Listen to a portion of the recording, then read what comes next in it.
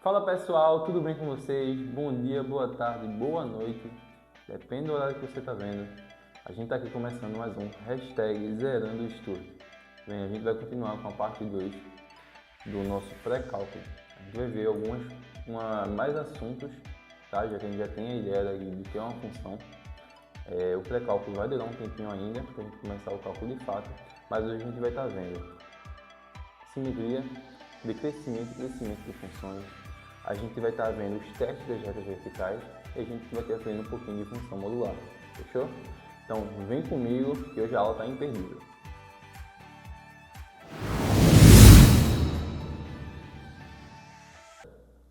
Então vamos ver aqui.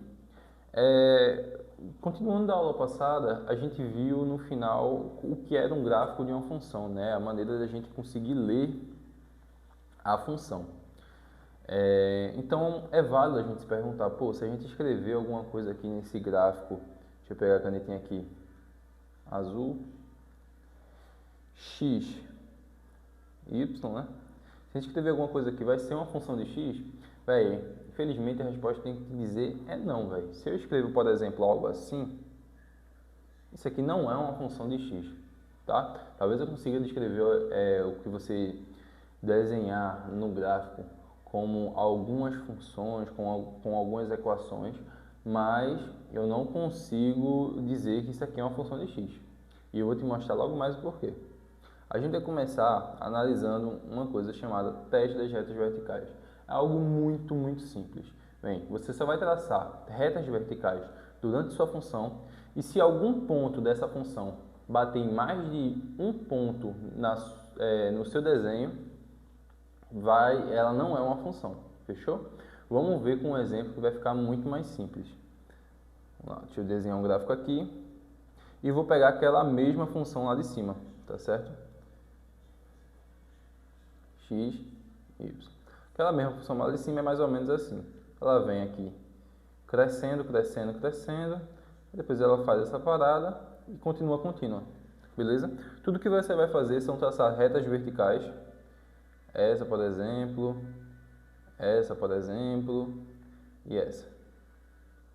Se em alguma parte da sua função ela estiver tocando mais de um ponto, então quer dizer que ela não é uma função de x. Então, aqui nessa reta 2, a gente vê que ela toca em 1, 2, 3 pontos. Então, ela não é uma função de x. Fechou? É fácil ver em uma função que ela é mais previsível, que é, por exemplo, a função... Vamos tomar como exemplo, no geral, para essa aula, uma função bem simples, que é a f de x igual a x.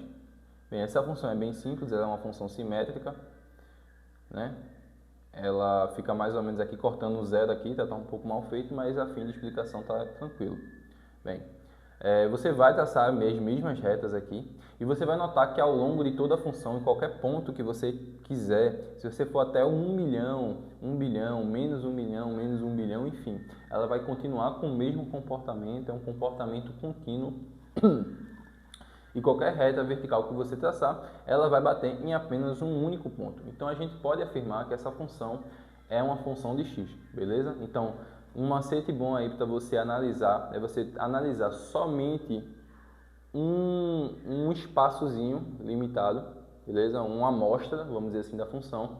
E tem que ter consciência que aquela amostra vai ser válida para tudo.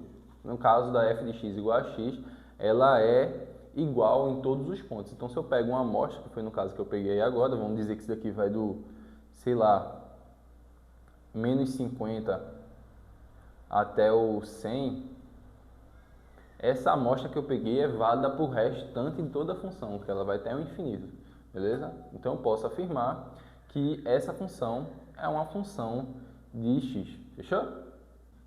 Cara, e um exemplo muito legal que eu peguei aqui para mostrar para vocês é essa função aqui, ó. X igual a y ao quadrado menos 2. Bem, provavelmente você já viu alguma coisa parecida com essa, beleza? Uma parábola aí no eixo y. Bem, você pode estar achando, mas isso aqui eu tenho certeza que é uma função de x, velho. Toda vez eu vejo meu professor fazendo em aula, provavelmente você vê isso no ensino médio. Então, se a gente destrinchar melhor essa função, a gente vai ver que não é bem assim, tá? Então eu vou destrinchar contigo aqui. Vamos lá. Eu vou somar mais 2 dos dois lados, então vai ficar x mais 2 igual a y ao quadrado menos 2 mais 2. Isso vai ficar y ao quadrado é igual a x mais 2, já que esse menos 2 vai cortar com 2. Se eu passar essa raiz para o outro lado, cara, vai ficar y é igual a raiz de x mais 2. Bem, a gente não pode esquecer de uma coisa, que é o mais ou menos aqui. Lembra, um número elevado ao quadrado, ele pode ser um resultado tanto negativo quanto positivo. Por exemplo, vou dar um exemplo aqui fácil. Y ao quadrado é igual a 4. Y é igual a raiz de 4, que é 2, beleza? Mas lembra, ele não é só o 2. Ele é tanto 2 quanto menos 2, porque menos 2 vezes menos 2 vai dar 4 e 2 vezes 2 vai dar 4. Então ele é mais ou menos 2. Então toda vez que você se encontrar com um quadrado e for passar para o outro lado, lembra, mais ou menos, fechou? Então aqui você já vai notar que temos duas funções, não apenas uma. Ó, se eu destrinchar melhor aqui, eu vou colocar a primeira função, que é y é igual a mais, deixa eu colocar aqui, primeira raiz de x mais 2. E a gente também vai ter a segunda função, que é y igual a raiz menos a raiz, né, de x mais 2. Bem, vamos construir o gráfico dela aqui para a gente ver direitinho por que dá isso, tá certo? Ficou bem torta essa reta, mas está tranquilo. A fim explicativo vocês vão conseguir entender. Ó, então aqui esse nosso eixo x, esse nosso eixo y, tá? Essa parte positiva aqui da nossa função, ela vai tocar justamente o ponto, esse ponto aqui, o menos 2 e 0. Nota que quando a gente coloca menos 2 aqui no nosso x, isso aqui vai ser 0, raiz de 0 é 0. Então, ela vai ter esse comportamento aqui, cara. Eu não vou colocar ponto a ponto para a gente não demorar muito nessa aula, mas ela vai ter um comportamento assim. Fechou? E agora, nessa outra função aqui, nessa parte negativa, ela vai ter o mesmo comportamento, velho. A mudança vai ser o quê? Que ela vai ter um comportamento espelhado, justamente por esse negativo. Então, para todos os valores que eu der positivos, que vai sair positivos nessa função aqui, que é essa parte de cima, eu vou espelhar ela e vai sair nas partes negativas, fechou? Mas ela vai ter o mesmo lugar que ela vai cortar, que vai ser o menos 2 e 0, fechou? E ela vai vir aqui por baixo. Cara, tu vê aí que são duas funções, não uma mesmo, tá? Essa parte aqui de baixo vai ser essa função, essa parte aqui de cima vai ser essa função daqui. É muito legal a gente ver isso e fica a dica aí para você. Toda vez que você vê alguma função que não está com o y no lado, que não está no nosso formato padrão, eu lhe aconselho que você mude as coisas para poder você conseguir enxergar melhor. Obviamente fica mais fácil notar isso pelo gráfico, mas tenta fazer isso, isolar, fazer algumas jogadas aí para a gente conseguir ter uma visão mais clara da nossa função. Fechou? Agora vamos ver um pouco de funções definidas por partes. Bem, essas funções definidas por partes têm umas peculiaridades legais. Então eu vou pegar um exemplo aqui, que é f de x igual a 1 menos x, se x for menor que menos 1, e f de x é igual a x ao quadrado, se x for maior que menos 1. Bem, eu bolei 3 passo a passo que você não vai estar precisando fazer todas as vezes, mas é bom a gente ter em mente esse passo a passo de primeira para a gente entender como é que funciona essa função. Então vamos lá. Nada melhor que um exemplo para fazer. Eu vou pegar o exemplo quando a gente tem um x igual a 2, por exemplo, tá certo? Então o que a gente vai fazer? Primeiro passo. Comparar. Beleza? A gente vai pegar o fator, que é esse menos 1 aqui da nossa função, e vai comparar com o nosso x. No caso, o 2 e o menos 1. Beleza? Então o que a gente vai fazer? 2 e menos 1, 2 é maior que menos 1, beleza? Então a gente coloca o sinal de maior. E quem é que está com o sinal de maior? O x aqui, ó, do x quadrado. Então agora a gente vai só substituir. Então só são esses dois passozinhos que você vai fazer. Então f de 2, como o 2 é maior que menos 1, a gente usa esse daqui, é igual a 2 ao quadrado, que é igual a 4. Fechou? Então só são esses dois passos. Primeiro compara, beleza? Com o número que a nossa equação nos dá. e depois a gente substitui na função equivalente, fechou? E para tu ver como é que fica o gráfico dessa função, é muito interessante. Ó, deixa eu fazer aqui alguns gráficos. Beleza? Eu vou fazer pequenininho aqui para dar.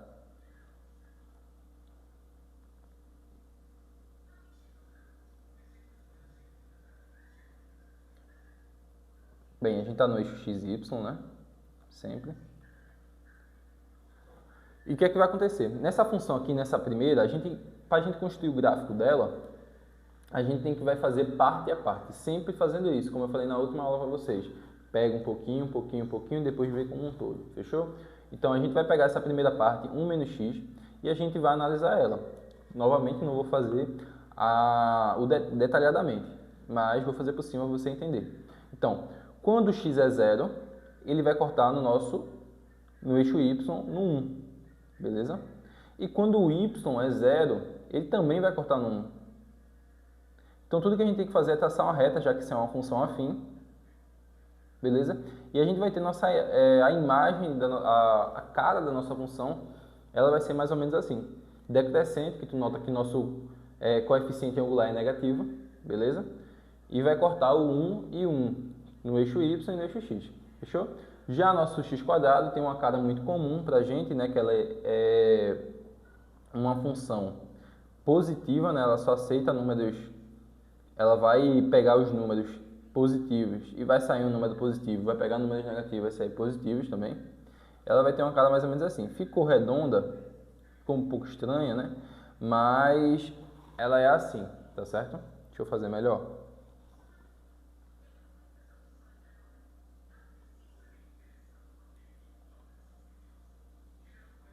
Ficou meio estranho ainda.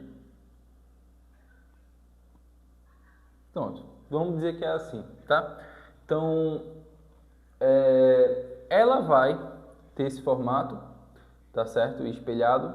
E a gente tem que deixar um ponto bem claro, depois de fazer os dois gráficos da nossa função. Pode ter até mais, tá? 3, 4, 5 funções aqui em uma, tá? Mas depois que a gente fizer, a gente vai colocar o principal ponto, que é o que ele delimita, né, quando ele descreve, que no nosso caso, é o menos 1. Então a gente traça aqui o menos 1, vamos supor que ele está aqui, beleza? E a gente traça aqui o menos 1, supondo que ele também esteja aqui, fechou? E tudo que a gente tem que fazer agora é juntar para a gente descobrir como é que fica essa função. Então a gente vai fazer aqui, ó, um terceiro gráfico, tá? Dá trabalho esse tipo de questão, mas quando você realmente entende, quando você termina, dá um certo prazer, tá? Então, a gente vai vindo com essa reta aqui, a gente vai determinar que aqui está o menos 1, tá? Então, a gente vai vindo com essa reta aqui, ó, lá do menos infinito até chegar aqui nesse menos 1 e fazer uma bolinha nele, que é até onde limita a nossa função. E já desse menos 1 em diante, para valores maiores que menos 1, né, que aqui, ó, essa parte aqui é tudo menor que menos 1, ou seja, vai vir a reta.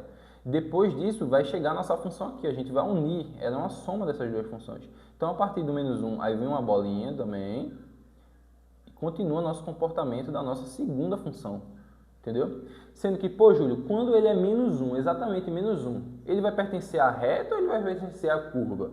Bem, é fácil de mostrar a você que ele vai pertencer à reta. Por quê? Porque ele x é menor ou igual a menos 1. Ele nos dá aqui na nossa questão. Se ele desse x é maior ou igual a menos 1, seria da parábola. Fechou?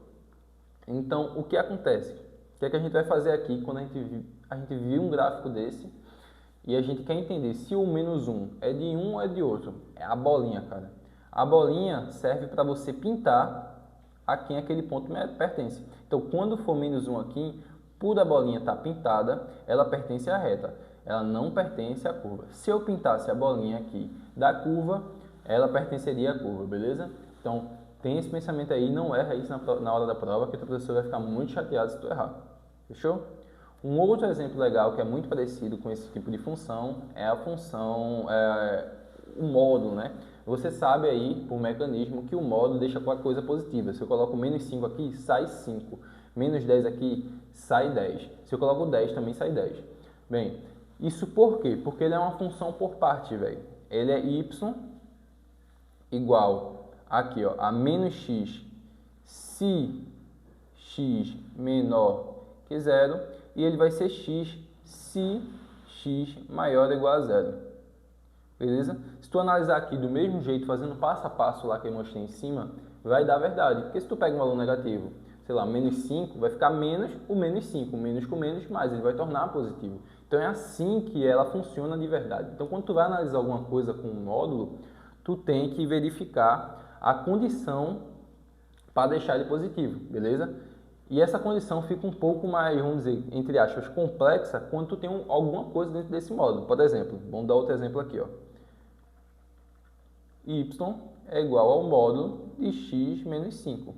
Beleza? O que eu tenho que fazer? Eu tenho que fazer na equação. A gente vai ver posteriormente na equação, mas já te dando um spoilerzinho aqui, cara. Tu vai ter que analisar esse daqui, x menos 5, para quando ele for maior ou igual a zero. Então, x vai ser maior ou igual a zero quando ele for maior ou igual a 5. Para valores menores ou iguais a 5, menores que 5, desculpa, ele vai ser negativo. E a partir disso eu consigo descrever o comportamento da minha função modular, que ela é uma função por partes, né? Y é igual, beleza? A menos x mais 5, se ele for menor, deixa eu colocar aqui, se x menor que 5. Fechou? E ela vai ter o comportamento de x menos 5 se x maior ou igual a 5.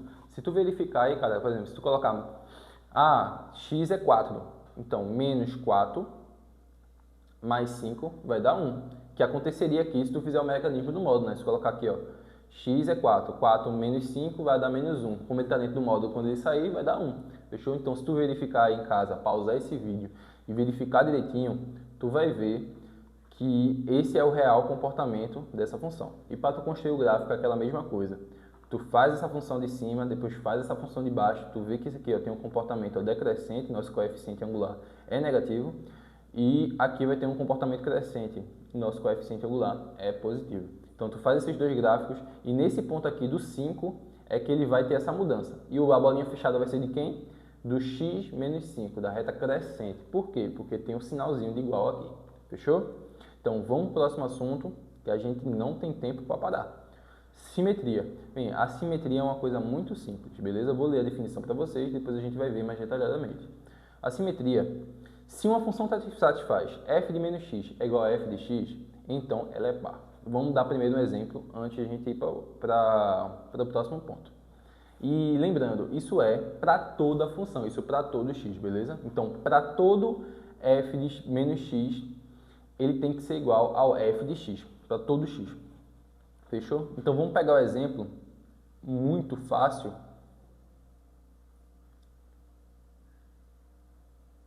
que é o exemplo de uma função quadrada, beleza? X quadrado. Então, ele é mais ou menos assim. Fechou? Então, para todo valor que tu pegar aí, ó, se eu pego x igual a menos 1 e pego o menos x, né, que vai ser igual ao quê? 1, nosso f de x vai ser igual, ó, nota aqui, f de x vai ser igual ao quê?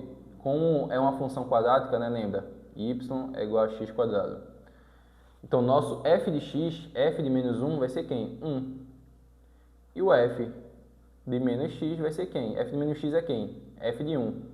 Então, 1 ao quadrado também vai ser 1. Isso vai valer para qualquer número que você pegar. Pode ir aí, testar aí. 2 menos 2, 4 menos 4, 5 menos 5. Todo valor que você pegar, o f de x vai ser igual. Então, se eu afirmo que para todos os x's que eu colocar, f de x é igual a f de menos x, eu posso dizer que essa função é uma função par, beleza? O conceito de função ímpar é um pouco parecido, tá? E tu vai ver agora, ó, se uma função satisfaz f de x é igual a menos f de menos x, então ela é ímpar. Fica confuso na hora que você lê o conceito, mas quando você aplica, você entende muito fácil. Beleza? Lembrando que para todo x também. Então, vamos escrever nosso gráfico aqui.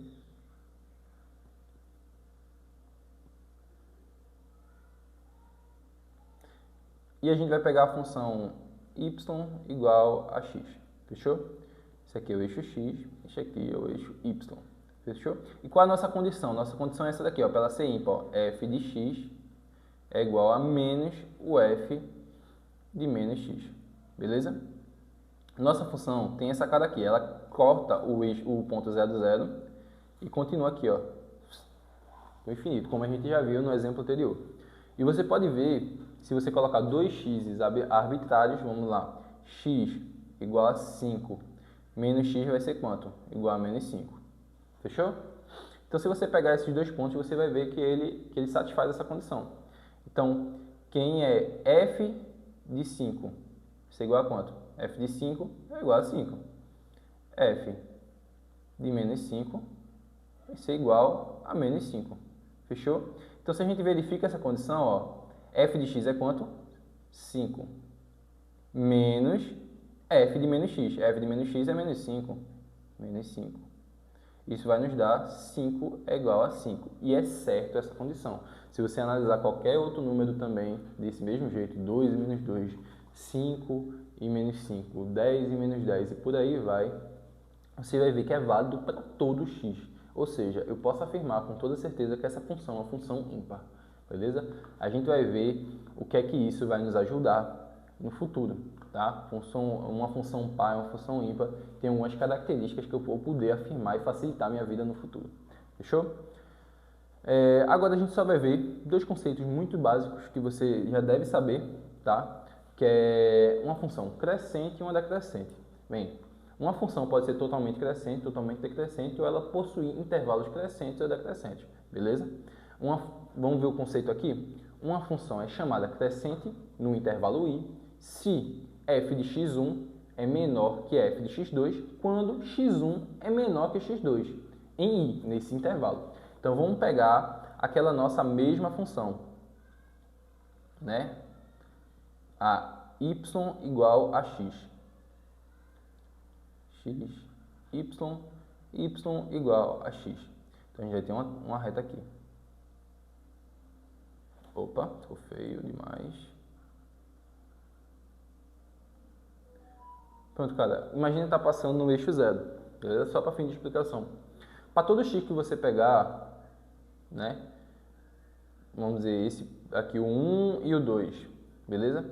Para todo x que você pegar, que um x é menor que o outro, nesse caso 1 é menor que 2, a gente pegou x1, x2. Você vai ver que o f de x1 é menor que o f de x2. Isso faz uma crescência. Todo número menor que você pegar vai ter um f de x menor que um número maior que você pegar. Se você pegar, ó, f de x1 vai ser o próprio 1 e f de 2 vai ser o próprio 2.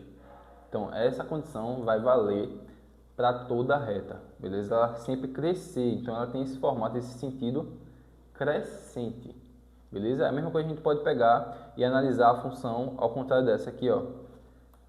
Deixa eu pegar ela aqui, ó. Desenhar aqui para vocês. É fácil ver aqui, ó. Y igual a menos x. Por ela ser uma função afim com um coeficiente angular negativo, ela vai decrescer. O que seria isso? Ela vai ter esse formato aqui, ó. Opa, que ficou muito, mas muito feio. Agora eu acho que vai ficar bem melhor. Pronto, vai ter esse formato aqui. E tu pode ver, se tu coloca um número menor, quanto menor tu coloca, ele vai ser maior que o x maior. Ficou confuso? Mas vamos ver aqui. Vamos pegar aqui menos 100, beleza? E 5. Então vamos dizer que isso aqui é x1 e isso daqui é x2, beleza? Tu nota que x1 é menor que x2, beleza? Mas quando substitui na função f de x1, vai ser quanto? Menos 5 dá igual a 100. E o f de x2 vai ser igual a quanto? Menos o 5 menos 5. Tu nota agora, a gente pode concluir daqui, que o f de x1 ele é maior que o f de x2. Mesmo colocando no f de x2 um número maior. Fechou? Então isso vai se repetir para toda a função e ela vai ter uma descida, ela vai ser decrescente, ela vai vir como se fosse assim, você pode imaginar assim, ó, ela está decrescendo, fechou? Uma coisa muito legal, né, que eu te falei, é a questão do intervalo da função, tá? Algumas funções não vão ser crescentes ou decrescentes totalmente, elas vão ter intervalos. A gente pode pegar uma função quadrática, né? Aquele nosso x quadrado aqui. Se a gente analisar aqui, ó, esse ponto A, esse ponto aqui vamos chamar ele de B, esse ponto aqui vamos chamar de C, você pode notar que do A para o B, né, todo esse intervalo aqui, ele vai decrescer. Então, é decrescente. Do intervalo B para o C, ela vai ser crescente. Beleza? A gente também vai ver aí como a gente analisar essa função por questões da equação. A gente pegar a equação x quadrado e analisar. Você por si só já consegue fazer isso, beleza? Analisar pela equação quais são os números que eu colocar, que ele vai ter um comportamento decrescente e qual é a parte que vai ter um comportamento crescente. Mas a gente vai ver isso melhor na equação. Fechou? Então, espero que tenha lhe ajudado muito. Dá uma revisada nesse vídeo, tem conceitos muito básicos, tá? Aí tu não precisa estar se prolongando muito nesses conceitos. Então, revisa de novo, faz exercício, beleza? Próxima aula aí a gente vai trazendo exercício para vocês, fazer com vocês, tá? E eu quero te fazer uma pergunta. Te contei uma coisa nova?